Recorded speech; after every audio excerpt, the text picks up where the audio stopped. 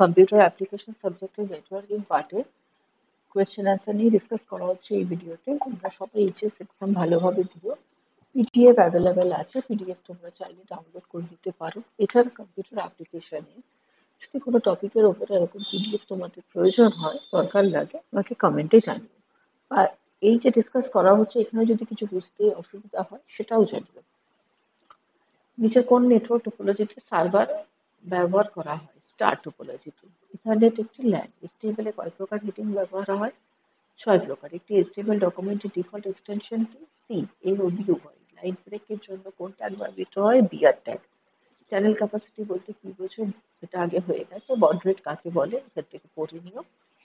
আইএসডিএন এর পূর্ণ রূপটি লেখো। Integrated services digital network. Telnet কি? টেলনেটের সাহায্যে আমরা আমাদের ঘরে বসে কম্পিউটার বা যে কোনো জায়গায় বসে আমরা অন্য কোনো দূরবর্তী বা রিমোট কম্পিউটারে লগ ইন করতে পারি এবং সেই কম্পিউটারের সবকিছু রিসোর্স অ্যাক্সেস করতে পারি। ফায়ারওয়াল হয়ে গেছে। ইউআরএল এর গঠনটি লেখো। এখান থেকে দেখো না, 3 to 9 পেজের মধ্যে এটা ভালোভাবে এক্সপ্লেন করা আছে। রোস্প্যান অ্যাট্রিবিউটের কাজ কি? এইচটিএমএল টেবিল ক্রিয়েট করার সময় রোস্প্যান ব্যবহার করে এক বা একাধিক রূপরেখা মার্জ করা হয়। সেল প্যাডিংটা এর আগেও আলোচনা হয়েছে। সেলের ডেটা বা কন্টেন্ট থেকে সেলের বর্ডারের মধ্যবর্তী ফাঁকা অংশকে বাড়াতে বা কমাতে সাহায্য করে সেল প্যাডিং। এমটি ট্যাগ কি? এইচটিএমএল ডকুমেন্টে যেসব ট্যাগের অন্তিম ট্যাগ থাকে না তাদেরকে এমটি ট্যাগ বলে। যেমন এক্সাম্পল ভিআর, আইএনজি, এইচআর। টু এটা হয়ে গেছে। এইচটিএমএল এর কন্টেন্টার এলিমেন্ট বলতে কি বোঝো? এটা ৮ নম্বর প্রশ্নটা পরে এক্সপ্লেন করা হলো। এইচটিএমএল ডকুমেন্টে কোনো কন্টেন্টের আগে শুরু ট্যাগ ও পরে শেষের ট্যাগ সহ সম্পূর্ণ অংশটিকে বলা হয় কন্টেনার এলিমেন্ট। যেমন P align left, content P, এটা পুরোটাকে বলা হচ্ছে কন্টেনার এলিমেন্ট। এইচটিএমএল কোড ব্যবহার করে নিম্ন বর্ণিত ওয়েব পেজ ডিজাইন করে। খুব সুন্দর। এখানে হচ্ছে হেয়ারে যদি আমি ক্লিক করি তাহলে আমার এই ওয়েব পেজটা ওপেন হবে। এইটা তোমরা এমনিও করতে পারো, আমি টেবিল ইউজ করে করেছি। এটা হচ্ছে আমার ফার্স্ট প্রোগ্রাম। টাইটেল কিছু মেনশন করিনি, আমি ফার্স্ট ওয়েব পেজ দিচ্ছি। Table align center border 1 clear করেছি। ফার্স্ট হেডার রোটাতে welcome to Vande Bharat express করেছি। এবং সেকেন্ড রোটাতে টেবিল ডেটাতে ক্লিক হেয়ার কথাটাতে আমার হাইপার লিঙ্ক হবে। সেজন্য হেয়ারের আগে HRF equals to second dot HTML করেছি। এবার তারপরে এটা একটা কমপ্লিট করে to view destination second dot HTML এ হেয়ারে ক্লিক করলে সেকেন্ড ডট এইচটিএমএল ফাইলটা ওপেন হবে। এখন সেকেন্ড ডট এইচটিএমএল ফাইলটা হচ্ছে এইটা, যেখানে ওই লিস্টটা আছে, অর্ডার লিস্ট। দেখো এটা 1 2 3 4 এ আছে, 1 2 3 4, সেই জন্য এটা একটা অর্ডার লিস্ট তৈরি করেছি। কন্টেনার ট্যাগের উদাহরণ বোল্ট একটা কন্টেনার ট্যাগ, আই একটা কন্টেনার ট্যাগ, সেটা এক্সপ্লেন করা হয়েছে। প্রদত্ত এইচটিএমএল ডকুমেন্ট তৈরি করার কোড লেখো। টাইটেল হবে সুভাষচন্দ্র বসু, বডিতে হেডিং এ নেতাজি কথাটি থাকবে, বডির ভিতরে সুভাষচন্দ্র বসুর নাম, জন্ম তারিখ ও ছবি থাকবে। নিচে সার্চ মোর হাইপারলিঙ্ক টেক্সট, যেটাতে ক্লিক করলে গুগল সার্চ ইঞ্জিন ওপেন হবে। খুব সুন্দর প্রোগ্রাম। এখানে title Subhas Chandra Bose, head tag করে নেতাজি হেডিংটা দিয়েছি। তারপর প্যারাগ্রাফ প্যারাগ্রাফ ইউজ করে পি ট্যাগ ইউজ করে নেম সুভাষচন্দ্র বসু যেটা লিখেছি। তারপর বিআর ট্যাগ মানে নেক্সট লাইনে ডেট অফ বার্থ দিয়েছি।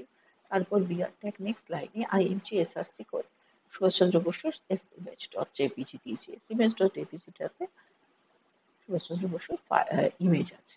Image S dot image dot JPG ইমেজটাই হচ্ছে সুভাষচন্দ্র বসুর ইমেজ। এইবার নেক্সট বিআর ট্যাগ এইচআরডিএফ করে আমরা হাইপারলিঙ্ক রেফারেন্সটা দিয়েছি। সার্চ মোর, এটা হচ্ছে হাইপারলিঙ্ক টেক্সট, এটাতে ক্লিক করলে আমার এই সাইটটা google.com এইটা শো করবে। এবার তোমাদেরকে আগেও বলেছিলাম এস ইমেজ ডট জেপিজি, আমি এখানে কোনো পাথ ইউজ করিনি। অ্যাজিউমিং আমার মেন প্রোগ্রাম যেই ফোল্ডারে আমি লিখছি আর আমার এই ইমেজটা দুটো সেম ফোল্ডারে আছে, সেই জন্য আমাকে পাথ ইউজ করতে হয়নি। আমার যদি এস এম এস সুভাষচন্দ্র বসুর ইমেজটা বা যদি অন্য কোনো আমি যেখানে প্রোগ্রামটা লিখছি আমার এই মেন প্রোগ্রাম সেই ফোল্ডারে না থেকে যদি অন্য জায়গায় থাকতো তাহলে কিন্তু আমাদের পুরো পাথটা ইউজ করতে হতো, নাহলে ছবিটা খুঁজে পাবে না, ছবিটা শো করবে না।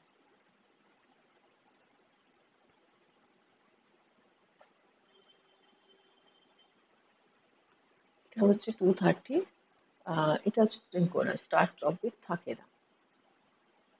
নেটওয়ার্কের সুরক্ষা করতে সবকটি ব্যবহৃত হয়। ফুল ডুপ্লেক্সের উদাহরণ টেলিফোন, HTML লেখা পড়তে গেলে থাকতে হবে, HTML এর লেখা পড়তে গেলে থাকতে হবে ইন্টারনেট এক্সপ্লোরার। অ্যাকচুয়ালি HTML এর ফাইলটাকে রান করতে গেলে ইন্টারনেট এক্সপ্লোরার লাগবে। আর লেখাটা আমরা নোটপ্যাডেও করতে পারি, লেখাটা পড়তে পারি, HTML কোডিংটা আমরা নোটপ্যাডেও করতে পারি।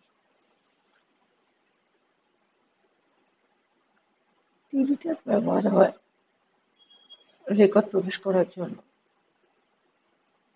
এমডি ট্যাগের উদাহরণ হচ্ছে বিআর ট্যাগ।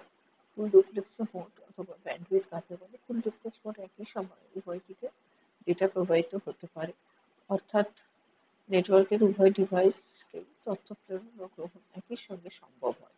এক্ষেত্রে তথ্য প্রেরণের জন্য দুটি পৃথক লাইন থাকে। আচ্ছা, এখানে একটা কথা হচ্ছে HTML এর লেখা মানে কোডিংটা কিন্তু আমরা পড়তে গেলে আমাদের নোটপ্যাড লাগবে, আর লেখাটা পড়তে গেলে। আর যদি আউটপুটটা দেখতে চাই, আউটপুটটাও তো টেক্সট থাকে, সেটাও তো পড়া, সেইটা কিন্তু আমাদের প্রোগ্রামটা রান করাতে গেলে ইন্টারনেট এক্সপ্লোরার লাগবে।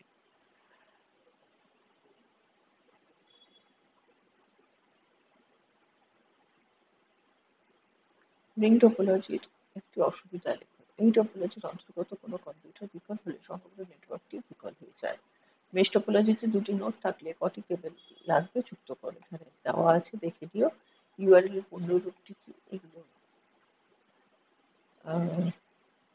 আগেই ডিসকাস করা হয়েছে। সিসি ও বিসিসির মধ্যে পার্থক্য কি? সিসি হচ্ছে কার্বন কপি, যে ইমেলগুলি থাকে টু ফিল্ডের প্রাপকেরা জানতে পারবে তাদেরকেও চিঠির কপি পাঠানো হয়েছে। বিসিসি হচ্ছে বিসিসিতে যাদেরকে পাঠানো হচ্ছে বিসিসি ফিল্ডে, টু আর সিসি ফিল্ডের প্রাপকেরা জানতে পারবে না।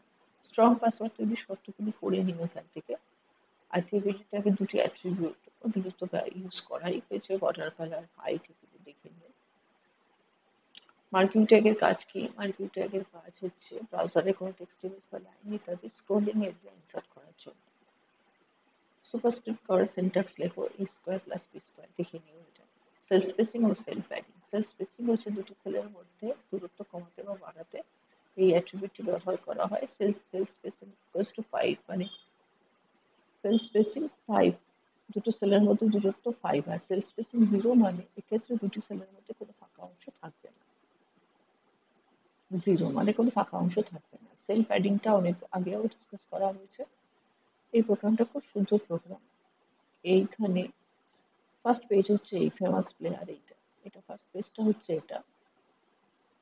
এখানে famous player Sourav Ganguly, Diego Maradona, Andre Agassi এটা থাকবে। এটা হচ্ছে আনঅর্ডার লিস্ট। সৌরভ গাঙ্গুলিতে ক্লিক করলে সৌরভ গাঙ্গুলির ফাইলটা ওপেন হবে, ডিয়াগো মারাদোনাতে ক্লিক করলে ডিয়াগো মারাদোনার ফাইলটা ওপেন হবে, আর অ্যান্ড্রে আগাসিতে ক্লিক করলে অ্যান্ড্রে আগাসির ফাইলটা ওপেন হবে। খুব সুন্দর প্রোগ্রাম। তার মানে আমি আনঅর্ডার লিস্ট করেছি কারণ এটা আমার আনঅর্ডার লিস্ট ছিল। লিস্ট আইটেমে সৌরভ গাঙ্গুলি হাইপারলিংক টেক্সট, এটা ক্লিক করলে html.html ওপেন হবে, Diego Maradona list item dm.html open হবে, অ্যান্ড্রে আগাসিতে ক্লিক করলে ame.html ফাইলটা ওপেন হবে। এবার প্রত্যেকটা প্রোগ্রাম আলাদা করে লেখা হলো, যা কন্টেন্ট দেওয়া ছিল সেই হিসেবেই লিখেছি। এখানেও আবার আমি বলবো, এইখানে st.html, dm.html, a.html এ কোনো পাথ আমি ইউজ করিনি, তার মানে আমার মেইন প্রোগ্রাম আর এই তিনটে ফাইল আবার সেম ফোল্ডারে আছে।